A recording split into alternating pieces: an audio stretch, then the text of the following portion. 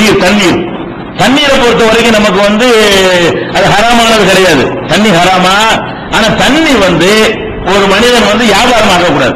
ரசூல் ஸல்லல்லாஹு அலைஹி வஸல்லம் செய்றாங்க, உன்னுடைய தேவைக்கு மேல உபரியாக தண்ணீர் இருக்குமே ஆனால் அதை வித்து நீ சம்பாதிக்காத, அது சும்மா தான் கொடுக்கணும். கிணத்து தண்ணி இருக்கா ஒரு குடத்துக்கு 10 ரூபா அப்படிதான் எடுத்துக்கிட்டு சொல்லக்கூடாது, ஃப்ரீயா தான் செய்யணும், தண்ணியை கொடுக்கணும். அப்ப என்ன ரசூல் ஸல்லல்லாஹு அலைஹி வஸல்லம் அன்பை பதில்மா உபரியாக இருக்கக்கூடிய தேவைக்கு மேல் இருக்கக்கூடிய தண்ணீரை விற்பனை செய்வதற்கு ரசூல் ஸல்லல்லாஹு அலைஹி வஸல்லம் அவர்கள் தடுத்தார்கள். தண்ணி நம்முடைய அல்லாஹ்வா தர்றது, கீழே இருந்து ஊத்து தோண்டி என்ன செய்யறோம், அல்லாஹ் நமக்கு தரலாம், நம்ம தேவைக்கு யூஸ் பண்ணோமா அதுக்கு மேல உள்ள யாரும் எடுத்துக்கிறங்க அப்படின்னு சொல்வது மார்க்கத்துல தெளிவான விஷயம். சம்பாதிக்க கூடாது. அதே நேரத்தில் தண்ணிக்கு இல்லாம அந்த தண்ணியோட உள்ள வேற சேவைகள் கலந்திருக்கும், அதை விற்கலாம். தண்ணி நீ எடுத்துட்டு போன்னு சொன்னா அதுக்கு காசு வாங்க கூடாது. நம்மளே இறச்சி அதை கொடுக்குறோம், இறக்கிற கூலிக்குமா இல்லையா, மோட்டர் போடுறோமா இல்லையா, அதுவும் சும்மா கூட மார்க்கத்தில் கிடையாது. வண்டியில ஏற்றுக்கணும், சரி இறக்குறோம், அதுக்கு வண்டி வேலை வரத்தான செய்யும். அது இருக்கிற தண்ணியை குடிக்கிறதுக்கு தகுந்த மாதிரி மினரல் வாட்டர் வைக்க கூடாதுன்னு கேட்டக்கூடாது. மினரல் வாட்டர் தண்ணியா வைக்கணும். அது அந்த தண்ணியில சில வேலைகள் செஞ்சிருக்கலாம், அதைத்தான் வைக்கலாம். எல்லாத்தையும் அழைச்சி விற்க முடியாது. எடுத்து வைக்கலாம், அதில் உள்ள கிருமிகள்லாம் எடுத்துட்டு அதுக்கெல்லாம் எடுத்து தூசியெல்லாம் எடுத்துட்டு அதை எல்லாம் சுத்தம் பண்ணி கண்ணாடி மாதிரி டேஸ்ட் ஆக்கி உப்பு எல்லாம் எடுத்துக்கிட்டு அந்த வேலை செய்வதற்கு முதலீடு பண்றான்ல, அதுக்கு தான் ரேட்டை தவிர தண்ணிக்கா ரேட்டு. மினரல் வாட்டர் 10 ரூபாய்க்கு விற்கிற அந்த இடத்துல ஓசியா கூட தண்ணி கிடைக்கும். தண்ணிக்கு ரேட்டு கிடையாது. தண்ணியை அதுல செய்யற சேஞ்சுக்காக வேண்டி என்ன செய்யறது, ஒரு கிணறையே ஒருத்தர் வைக்கலாம். அது கிணறுக்காக தண்ணிக்காக வைக்கிறாரு, அந்த கிணறு தோன்றதுன்னு ஒரு செலவுகளா இருக்கத்தால செய்யும். அந்த மாதிரி எல்லாம் ஒரு வகையில் அப்படி விற்கலாமே தவிர தண்ணி நம்ம இடத்துல இருக்குது, இந்த பைப்புல நீ பிடிக்கிறாங்க காசு கொடுத்து பிடிச்சிட்டு போ அப்படின்னு சொல்ல அவனா பிடிச்சிட்டு போறதுக்கு நீங்க பண்ணக்கூடாது. இது புகாரியில 2353 2354 ஆகிய ஹதீஸ்கள்ல உபரி தண்ணீரை விற்கக்கூடாது என்று சொல்ல தடுத்தார்கள். இன்னும் சொல்ல போனா சலாசத்துல்லா எம்முல்லாஹிலை யௌமல் கியாமா 3 பேரை அல்லாஹ் கியாமத் நாள்ல பார்க்க மாட்டான், அவங்களை தூய்மைப்படுத்தவே மாட்டான்னு சொல்லும் பொழுது அதுல ஒரு ஆள் என்னன்னு சொன்னா, அவனுக்கு மக்கள் நடமாடக்கூடிய பாதையில ஒரு எக்ஸ்ட்ரா உபரியான தண்ணீர் இருக்கிறது, அதை யார் வரக்கூடாதுன்னு வேலை கொடுக்கிறான். ஓர வார வழி மக்கள் நடமாடுற இடம், அங்க ஒரு தண்ணி கிணறோ குளமோ குட்டையோ ஏதோ ஒண்ணு இருக்குது, இதுல யாரும் உள்ள வரக்கூடாது, தண்ணியை தொடக்கூடாதுன்னு சொல்றானே, இவன் நல்லா பார்க்கவே மாட்டான். போற வார மக்கள் தண்ணி அள்ளி குடிச்சா என்னடா குழி போயிட போகுது, ஆடு மாடு தண்ணி குடிச்சா என்ன நாசமாயிட போகுது, இதையும் போட்டு தடுக்கிற வேலையை போட்டு தடுக்கிற. அப்ப குளம் இதெல்லாம் என்ன செஞ்சிடக்கூடாது, தடுத்துடக்கூடாது. இதெல்லாம் மார்க்கத்தில் என்னவாயிரு தடை செய்யப்பட்டதாகிவிடும். இது புகாரில 2358 2369 ஹதீஸ்ல இருக்கிறது. அதே நேரத்தில் இந்த கிணறா விற்கலாம் சொன்னோம்ல, அதுக்கு உங்களுக்கு ஏற்கனவே ஆதாரம் சொல்லியிருக்கிறோம். என்ன சொல்லியிருக்கிறோம், உஸ்மான் ரலியல்லாஹு அன்ஹு அவர்கள் என்ன செய்யறாங்க, யூதர்கள் கிணறு வச்சிருக்காங்க, ரூமா வேற ரூமாங்கிற ஒரு கிணறு. அந்த கிணத்துல என்ன பண்றாங்க, காசு கொடுத்தா தண்ணி எடுக்கணும்னு வச்சிருக்காங்க. அப்ப ஏழை பாளையங்களுக்கு அந்த பாளையம் தானே, ஒரு இடத்துல கிணத்துல தண்ணி வந்து ஒரு பெரிய பாக்கியம், நம்ம நினைச்சோம் தோண்டிட முடியாது, எல்லா இடத்துக்கும் தண்ணி வராது. அந்த மாதிரி இடத்துல அவங்களுக்கு நல்ல ஒரு தண்ணி வரக்கூடிய ஒரு இடத்த வந்தவுடனே அதை வியாபாரமாக்கி என்ன செய்யறாங்க, ஒரு குடம் தண்ணிக்கு இவ்வளவு, 2 குடம் தண்ணிக்கு இவ்வளவு சொல்லி ரேட் வாங்கிட்டு விற்பனை செஞ்சுட்டு இருக்காங்க. அப்ப ரசூல் ஸல்லல்லாஹு அலைஹி வஸல்லம் சொல்றாங்க, உங்களில் யாராவது இருக்கிறீர்களா, இந்த ரூமாங்கிற கிணறை விலைக்கு வாங்கி அதை ஏழைகளுக்கும் பொதுவான முஸ்லிம்களுக்கும் நீங்கள் அன்பளிப்பா செய்யக்கூடியவர்கள் இருப்பீர்களே, ஆனால் அவருக்கு சொர்க்கத்துக்கு நான் கேரண்டி தர்றேன் அப்படிங்கிறாங்க. உடனே உஸ்மான் ரலியல்லாஹு அன்ஹு பண்றாங்க, வசதியான ஒரு ஆள், அவங்க என்ன பண்றாங்க, சொந்த பணத்திலிருந்து அந்த கிணத்தை வாங்கி இதை எல்லாரும் பயன்படுத்தி ஃப்ரீயா பயன்படுத்திக்கிறாங்க. அவங்கள்ட்ட பேரை பேசி கிணத்தை வாங்குறாங்க. அப்ப கிணத்தை வாங்குறது தண்ணியை வாங்கினது ஆகுமா, தண்ணிக்கு எல்லாம் இந்த ரேட்டு, அந்த தோண்டிக்கு சுத்து போடுறோம்ல அந்த செட்டப்புக்கு தான் ரேட்டு. அந்த மாதிரி வேற ஒண்ணு கலந்து இருக்குமே, ஆனால் அதுக்கு ரேட் வாங்கலாமே தவிர தண்ணி அவனா எடுத்துட்டு போறது ரேட் வாங்கிடக்கூடாது. நீங்களா இறச்சி கொடுக்கறது ரேட் வாங்கலாம். ஒருத்தருக்கு என் வீட்டு கிணறு இருக்கு, நீ இறச்சிட்டு போப்பா, ஃப்ரீயா எடுத்துட்டு போ, நான் இறச்சிருந்தா 2 ரூபா வேணும், நான் இறக்கணும்ல, அது உழைப்புக்கு வேணும்ல அப்படின்னு சொல்லி கேட்கலாம். 10 ரூபா கொடு, இறச்சி விட்டுறேன், உனக்கு சும்மா நீ இறச்சிட்டு போ, அது ஓகே. நீ அந்த வேலைக்கு உள்ள சர்வீஸ்க்கு உள்ள காசு வாங்கிக்கலாம். அது அந்த வேற ரூமாங்கிற கிணறை ரசூல் ஸல்லல்லாஹு அலைஹி வஸல்லம் அவர்களுக்காக வேண்டி அவங்க சொல்ல கேட்டு உஸ்மான் வாங்கினாங்க என்ற திருமதியில 3632 3636 நசையில 3131 இன்னும் பல ஹதீஸ்கள் இருக்கிறது. இதை நம்ம தவிர்த்துக் கொள்ள வேண்டும். ஹலாலான ஒன்று வியாபாரம் ஆக்கக்கூடாது, இது ஒண்ணுதான். ஹலாலா இருந்தும் கூட என்ன செய்யக்கூடாது, வியாபார பொருள் ஆக்கக்கூடாதுன்னு சொல்றது ஒன்னே ஒண்ணு இது வித்தியாசமா, அதுக்கு முதலிடம் கொடுத்து அதை சொல்றோம். அடுத்தபடியாக நமக்கு பன்றி தடுக்கப்பட்டிருக்கு குர்ஆன்ல. 4 விஷயம் அல்லாஹ் குர்ஆன்ல ஹராம்னு சொல்றான் இல்லையா, அதுல பன்றி நீங்க சாப்பிடக்கூடாதுன்னு எல்லாம் தடுக்கிறான். அதே மாதிரி ரத்தம் ஹுரிமத் அலைக்கும் மைத்தத்து, தானா செத்து போனது உங்களுக்கு சாப்பிடக்கூடாது, ஒத்தம் ரத்தம் சாப்பிடக்கூடாது, உலகமுல் ஹின்சீர் பன்றியுடைய இறைச்சி சாப்பிடக்கூடாது. உமா உருளை கைது இல்ல அல்லாஹ்வை தவிர மற்றவங்க பேருக்கு அறுக்கிறாங்கல்ல, பூஜை செய்யறாங்கல்ல, படையல் பண்றாங்க இல்லையா, அதை நீங்க சாப்பிடக்கூடாது என்று அல்லாஹ் தடுக்கிறான். அப்ப இது அல்லாஹ் தடுத்து இருக்கும் பொழுது நம்ம என்ன செய்யக்கூடாது, அதை வியாபாரம் பண்ணக்கூடாது. இதுதான் அல்ல தடுத்துட்டான்ல. அப்ப நம்ம பன்றி கசாப்புக்கிற மாதிரி பன்றி வச்சு வியாபாரம் பண்ணலாமான்னா பண்ணக்கூடாது. முழு பன்றியை எடுத்து வித்து விற்கலாமான்னு சொன்னா அது விற்கக்கூடாதுங்க. அதை சாப்பிடுறது நம்ம நல்லா தடை செஞ்சிருக்கும் பொழுது வேற வகையில பயன்படுத்தலாம் அனுமதிச்சிருந்தா அது ஒரு கணக்கு. சாப்பிடுறதுக்கு தொலைவு எல்லாம் தடுத்து செஞ்சிருப்பான், வேற வகையில பயன்படுத்துறதுக்கு அனுமதிச்சிருப்பான். அது மாதிரி இருந்தால் அந்த நோக்கத்துக்காக விற்கலாம்.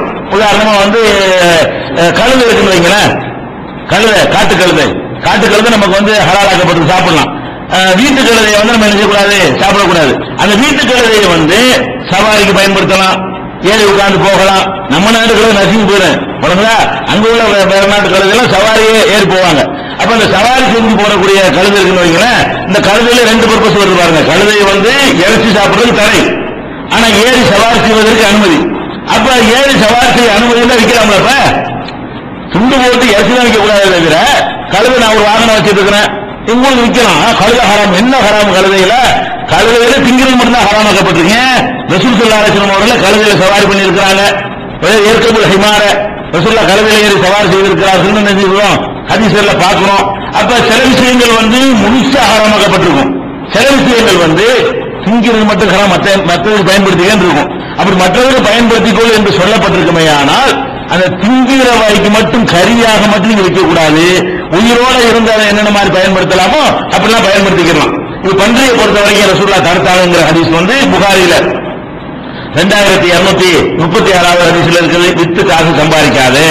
அதே மாதிரி ரத்தத்தை வித்து ஆற்றத்தமோ மாற்றத்தமோ வச்சு அதை நம்ம ஆட்களை கசாப்பு கடையில் வித்துக்கிட்டு இருக்காங்க விளங்காம.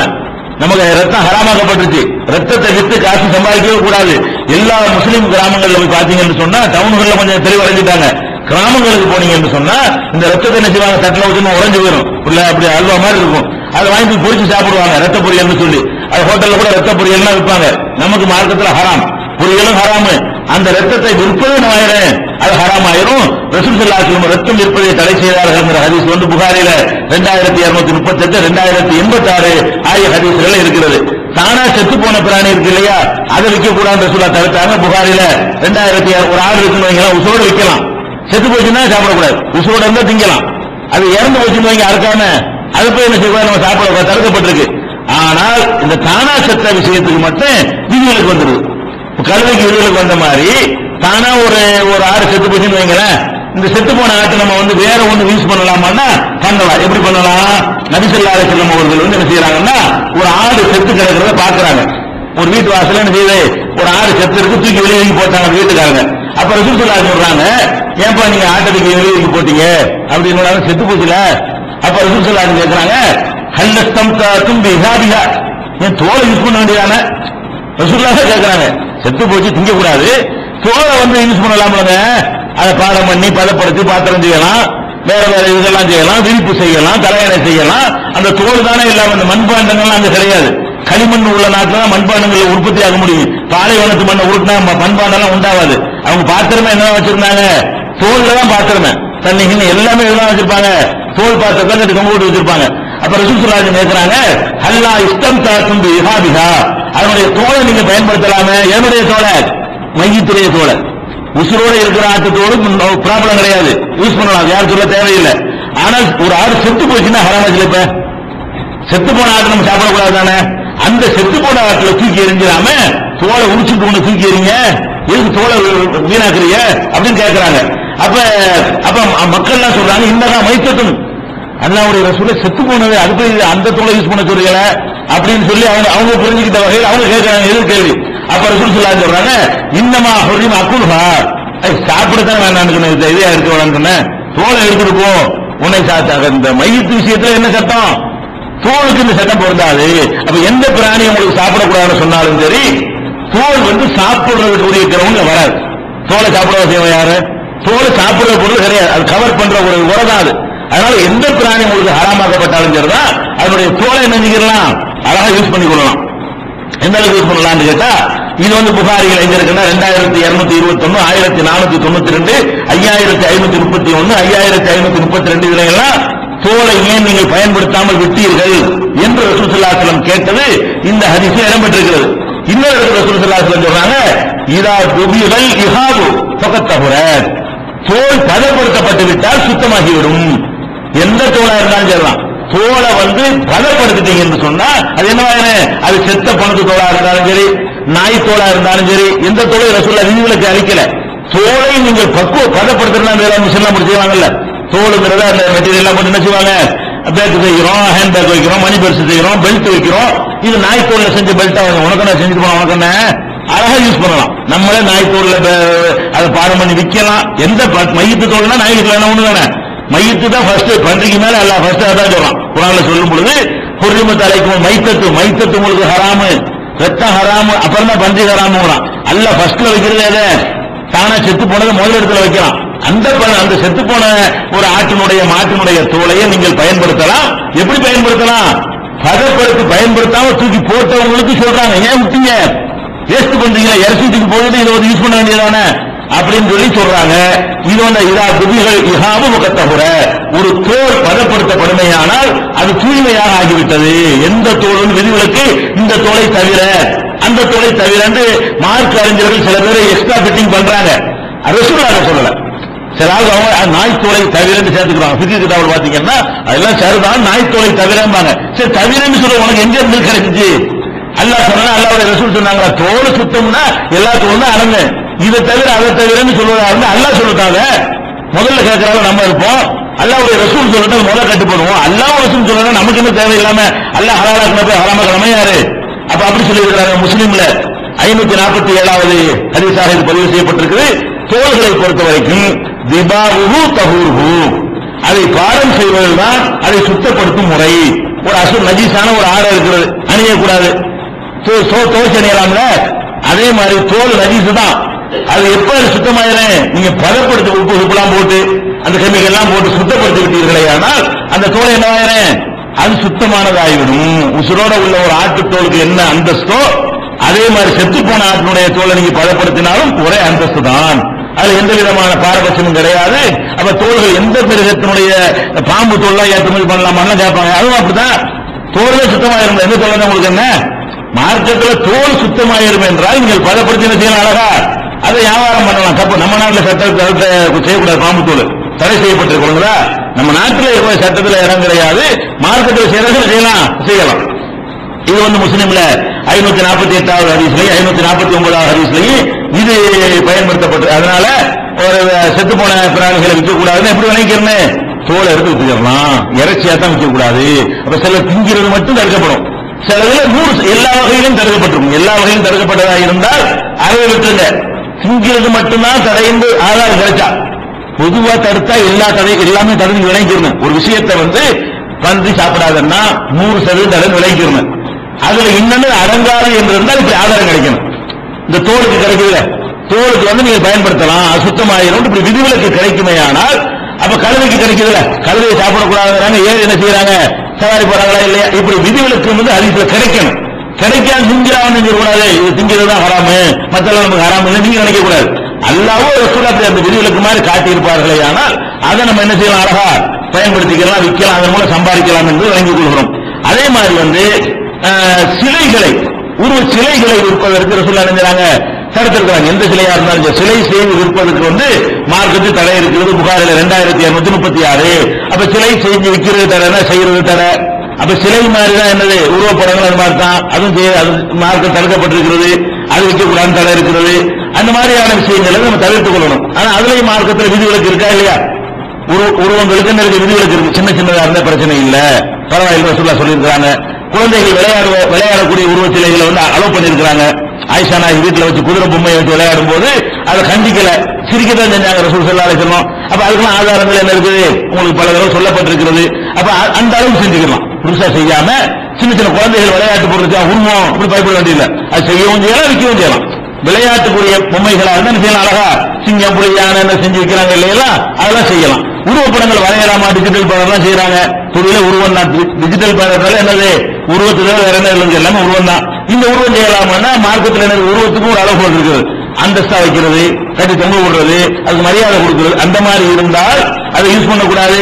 காத்தமா தூக்கணமா தூக்கி எரிஞ்சிட்டு போனோமா அந்த மாதிரி ஒரு மதிப்பில்லாத வகையில் பயன்படுத்தப்படுமே ஆனால் அதுக்கு தடை இல்லை அப்படின்னு நம்ம ஹதீஸ்கள் ஆதாரம் பார்க்கிறோம். ரசூல் ஸல்லல்லாஹு அலைஹி வஸல்லம் வீட்டுக்கு அவங்க வீட்டுக்கு வர்றாங்க, ஒரு ஸ்கிரீன் தொங்க விடப்பட்டிருக்கு, அதுல உருவங்கள்லாம் இருக்கிறது. உடனே என்ன செய்யறாங்க, இதை அப்புறப்படுத்துங்கிறாங்க ஆயிஷா நாயிட்ட. ஆயிஷா நாய் என்ன செய்யறாங்க, அப்புறப்படுத்தாம எடுத்து ரெண்டா வெட்டி 2 தலையணையை செஞ்சுக்கிட்டாங்க. அதுல வந்து ரசூல் ஸல்லல்லாஹு அலைஹி வஸல்லம் படுத்துக்கிட்டாங்க. தலையணையில உருவம் இருந்ததுங்கிறாங்க. உருவம் இருக்குது, தலைவான பூரா உருவம் இருக்குது. மேலே இருக்கும்போது தடுத்த ரசூல் ஸல்லல்லாஹு அலைஹி வஸல்லம் கீழே தூக்கி போட்டு தலையணை அழைச்சிக்கிட்டு என்ன செய்யல, அது தடுக்கப்படல. மதிப்பு இல்லாத வகையில உருவங்கள் இருந்தால் தப்பு இல்லை. அதனால பேப்பர்லாம் வாங்குற ஹலால் ஆகுது. பேப்பர் வாங்கக்கூடாது. தினசரி நியூஸ் பேப்பர் வாங்குறீங்களா, அது உருவம் இருக்குதானே செய்யும். யாராவது உருவம் இல்லாம பேப்பர் எந்த பேப்பரா விற்கிறாங்களா? நம்ம உணர்வா இருந்தாலும் அது இருக்குதானே செய்யுது. அப்ப வாங்கக்கூடாது வந்துடும். அது ஏன் வாங்குறோம், அந்த உருவத்துக்கு எந்த மதிப்பும் கிடையாது. அவங்க சாப்பிட்டு காயத்து வச்சுட்டு போயிடும். அப்ப மதிப்பு இல்லாத டிஜிட்டல் பேனல் இருக்கு, அது 2 நாளைக்கு வச்சிருப்பாங்க, 3வது செஞ்சிருவான். அதை கழிச்சு வேற ஏதாவது போத்திட்டு போறது கிடப்பான், கீழே பாய் விரிச்சு அதை பிள்ளைலாம் சிறுநீர்களுக்கு கிடக்கும், பாக்குறமா இல்ல தெருவுல. அதுக்கு எந்த மரியாதையும் இல்லை. அப்ப மரியாதை இல்லாத வகையில் எதெல்லாம் யூஸ் பண்ணலாம் இருக்கிறதோ அந்த கிரவுண்ட் எல்லாம் பண்ணிக்கலாம், விட்டுக்கலாம். இப்படி அதை புரிந்து கொள்ள வேண்டும். அடுத்த ரசூல் ஸல்லல்லாஹு அலைஹி வஸல்லம் அவர்கள் இந்த மாதிரி லிஸ்ட்ல வரக்கூடியது மதுபானங்கள். எல்லா விதமான மதுபானங்களும் நமக்கு தடை செய்யப்பட்டிருக்கிறது. விற்கவே கூடாது. மதுபானத்தை செய்யக்கூடாது, ஒரு காலத்தில் விற்கவே கூடாது. ரசூல் ஸல்லல்லாஹு அலைஹி வஸல்லம் அவர்கள் மதுபானத்தை விற்பனை தடுத்தார்கள் என்பதை நிறைய ஹதீஸ்கள்ல, புகாரில 459, 2084, 2226, 4540, 4541, 4542, 4543, 2236, 2224, 2223 இவ்வளவு ஹதீஸ்லையும் புகாரிலையும் மதுபானத்தை நீங்கள் விற்பதை ரசூல் ஸல்லல்லாஹு அலைஹி வஸல்லம் அவர்கள் தடுத்தார்கள். அப்ப ஒருத்தர் சாராய கடை வச்சு வருமானம் வருதுன்னா அது ஹராம், அந்த மாதிரி சம்பாதிக்க கூடாது. கல்லுக்கடை வச்சு வருமானம் வருது என்ன செய்யக்கூடாது, அது செய்யக்கூடாது. இந்த மாதிரி கல்லுக்கடை ஏழை எடுக்கலாமா, எடுக்கக்கூடாது. இந்த மாதிரி மதுபானங்களுடைய அனைத்து விஷயங்களையும் ரசூல் ஸல்லல்லாஹு அலைஹி வஸல்லம் அவர்கள் தடுத்திருக்கிறாங்க. இதை வந்து நம்ம கம்ப்ளீட்டா விலகிக் கொள்ள வேண்டும். எந்த அளவுக்கு தடுத்திருக்கிறாங்கன்னு கேட்டா, ரசூல் ஸல்லல்லாஹு அலைஹி வஸல்லம் அவர்களுக்கு வந்து ஒருத்தர் மதுபானத்தை கொண்டாந்து ஒரு குடுவையில கொடுக்கிறார். ரசூலுல்லாஹ் வந்து என்ன செய்யறாரு, அவருக்கு தெரியாது. கிராமத்திலிருந்து வர்றாங்க, ஹராமாக்கப்பட்ட விஷயம் முந்தி குடிச்சு தானே எல்லாரும். ரசூலுல்லாஹ் குடிச்சது கிடையாது. சஹாபாக்கள் முக்காவாசி பேர் என்ன ஏற்கனவே இந்த தடை வர்றதுக்கு முந்தி நிறைய பேர் குடிப்பவர்களாக தான் இருந்தாங்க.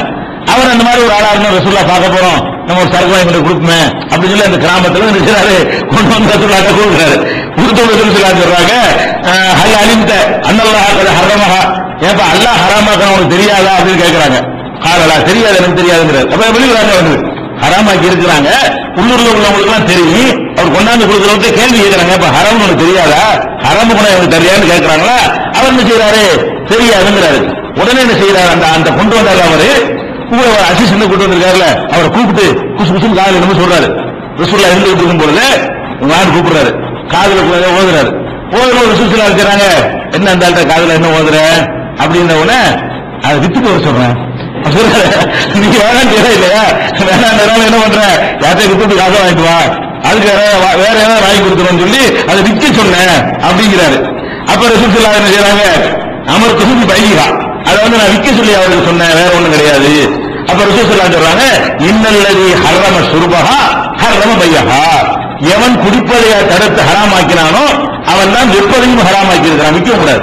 அது நீ இப்ப குடிக்க கூட தடுத்துருக்கலப்பா, வித்து காசாது. அப்புறம் வேற ஆள் குடிக்கிறான்னு பார்க்க கூடாது. மதுபானத்தை குடிக்க கூடாதுன்னா அதை வித்து என்ன செய்யக்கூடாது, நாங்க குடிக்க வச்சுக்கிறோம், அடுத்தவன் தானே குடிக்கிறான் அப்படின்னு நம்ம செய்யலாமான்னு செய்யக்கூடாது. அப்ப அந்த பண்ண உடனே எப்படி கட்டுப்படுறாங்க பாருங்க.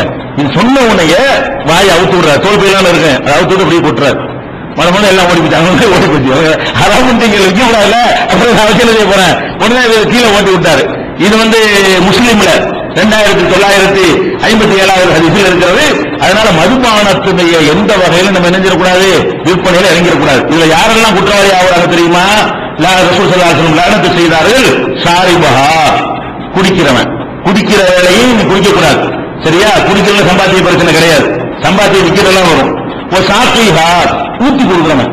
இந்த மாதிரி கல்லுக்கடையில சர்வீஸ் பண்றக்கூடிய வேலை வந்தால் நம்ம ஊத்தி போய் ஸ்டார் ஹோட்டல்ல வேலை கிடைக்கும் வைங்களேன், ஸ்டார் ஹோட்டல்ல மதுபானத்தை பரிமாற வேண்டும். பரிமாறக்கூடிய ஒரு நிலை இருக்குமா, ஆனால் அந்த வேலையை முஸ்லீம் செய்யலாமா? ஸ்டார் ஹோட்டல் மாதிரி இடங்கள்ல மதுபானம் அனுமதிக்கப்பட்ட ஒரு ஹோட்டல்களாக இருந்தால் அதுல நீ சர்வர் மாதிரியான வேலைக்கு நீ போனால் நீ ஊத்தி கொடுக்கிற வேலையை என்ன செய்யணும், சாக்கிக்கு வந்து சாக்கினா ஊத்தி கொடுக்குறவன். அதே மாதிரி பாலியாக யார் விற்கிறானோ அவனை அல்லாஹ் சபிக்கிறான், முகத்தாக வாங்குறான அவனை சபிக்கிறான். அதை பிழிகிறான, அதுக்காக பிழிகிறது பழத்தை பிழிஞ்சுதானே தயார் பண்ணுவாங்க. அது பிழிகிறான் பாருங்க, அவனை வந்து சபிக்கிறான், அல்லாஹ் சபிக்கிறான். யார் பிழிய சொல்றானோ பிழிஞ்சுதா அவனுக்கு சபிக்கிறான் அல்லாஹ். அதே மாதிரி யார் சுமந்து செல்கிறானோ, இங்க இருந்து ஒரு ஆட்டோல வச்சு தூக்கிட்டு போறாம கூடாது. ஏன் நீங்க சுமந்து செல்றீங்க, ஆட்டோ வச்சுக்கிற ஒரு ஆளு, சைக்கிள் வச்சுக்கிற ஆளு இந்த கல்லுக்கடை அந்த கல்லை கொண்டு இறக்கிட்டு வாங்க, இந்த வேலை நான் இல்ல அப்படின்னு சொல்லி போடணும். ஒரு மஹ்மூலத்திலேயே யாருக்கு சுமந்து செல்லப்படுகிறதோ இம்புட்டு பேரையும் வந்து அல்லாஹ் சபிக்கிறான் என்று ரசூலுல்லாஹி சொல்றாங்க. இது அபூதாவுதுல 3181வது ஹதீஸாக இடம்பெற்றிருக்கிறது. அப்ப மதுபானம் என்பது அறவே தவிர்க்கணும். மதுபானம் நீங்க என்ன நினைக்கிற கூடாது, கல்லு சாராயம் மட்டும் நினைச்சிக்க கூடாது. ரசூல் ஸல்லல்லாஹு அலைஹி வஸல்லம் இன்னொரு இடத்துல வளர்க்குறாங்க, குல்லு ஷராபின் அஸ்கர் ஹராம், எதெல்லாம் போதை இதெல்லாம் ஹராம். நீ சாராயம் மட்டும் கஞ்சாவும் தான் ஹெராயின் தான் அப்படின்னு இது மாதிரி தண்ணி லிக்விடா இல்லாம வேற மாதிரி வடிவத்தில் இருக்கு பாருங்களேன், அதெல்லாம் கூட ஹராம். சில இன்ஜெக்ஷன் இருக்குது போதைக்குன்னே உள்ளது, அதெல்லாம் ஹராம். சில பவுடர் இருக்கிறது, சில இலை இருக்கிறது, எல்லாமே என்னது போதைகள் எல்லாமே ஹராம்ட்டாங்க. கஞ்சா விட்டு சம்பாதிக்க கூடாது, சாராயம் விட்டு சம்பாதிக்க கூடாது, அபின் விட்டு சம்பாதிக்க கூடாது, ஹராயம் விட்டு சம்பாதிக்க கூடாது. அது மாதிரி பெத்தடின் விட்டு, பெத்தடின் ஒரு நோய் உயிர் காக்கிற மருந்து, அதுக்கு வேண்டாம் விற்கலாம். இந்த மாதிரி போதை ஏற்றுறதுக்காக மருந்து நெஞ்சிடக்கூடாது, வித்தரக்கூடாது. இதெல்லாம் புகாரில 242, 5585, 5586 எல்லாம் தடுக்கப்பட்டிருக்கிறது. அடுத்ததாக வந்து எது வந்து மனிதனுக்கு கேடு தருகிறதோ, போதைங்கிறது ஒரு குறிப்பிட்ட கேடு, போதை இல்லாமல் பல கேடுகள் இருக்கு இல்லையா. எந்த பொருள்கள் வந்து மனிதனுடைய சமூகத்துக்கோ அல்லது வந்து தனி நபருடைய ஆரோக்கியத்திற்கோ கெடுதி தரக்கூடியதாக இருக்குமோ அந்த பொருள்கள் அனைத்துமே ஹராம் என்று ரசூல் ஸல்லல்லாஹு அலைஹி வஸல்லம் சொல்லிட்டாங்க. அப்ப நஹா ரசூலுல்லாஹி ஸல்லல்லாஹு அலைஹி வஸல்லம் அன் குல்லி முஸ்கிரின் வ முஃப்திரின், போதை தருகிற ஒவ்வொரு பொருளையும் ரசூல் ஸல்லல்லாஹு அலைஹி வஸல்லம் தடுத்தது போலவே கேடு தருகிற ஒவ்வொன்றையும் அவர்கள் தடுத்தார்கள். எது கேடு தருமோ அது வந்து பூராம என்னது, அது வந்து நம்ம யூஸ் பண்ணவும் கூடாது, யூஸ் பண்ணக்கூடாது, என்ன செய்யக்கூடாது, விற்கவும் கூடாது. அப்ப கேடு தரக்கூடிய எல்லா பொருள்களையும் நம்ம என்ன செய்யணும், விட்டு விலகிக் கொள்ள வேண்டும். இந்த கேடு தருவதில் எடுத்துக்கொண்டு அது மாதிரி என்னென்ன கேடு தருவதை எடுத்துக்கொண்டோமே ஆனால், உதாரணமா புகைப்பிடித்தல் எடுத்துக்கிறோங்க. இது வந்து போதை கிடையாது. புகைப்பிடிச்சிட்டு யாரும் நிதானம் தவறுலாம் ஆட மாட்டாங்க, புகைப்பிடிச்சு நிதானமா தான் இருப்பாங்க, அதுல மூளைக்கெல்லாம் பாதிப்பு ஏற்படாது. ஆனா என்ன ஏற்படுது, கேடு ஏற்படுது. கண்டிப்பா விஞ்ஞானிகள் மருத்துவர்கள் எல்லாராலையும் மதுபானத்தில் கூட 100% கேடு சொல்ல மாட்டேங்கிறாங்க. கேடு இல்ல, போதை தான் வருது, அது வந்து நன்மை இருக்குங்கிற மாதிரி தான் சொல்றாங்க. அல்லாஹ் கூட ஒத்துக்கிறானா இல்லையா? மதுபானத்தை பற்றி பேசும் பொழுது யஸஅலூனக அனில் ஹம்ரி வல் மைஸிர், மதுபானத்தையும் சூதாட்டத்தையும் பற்றி கேட்கிறார்கள்.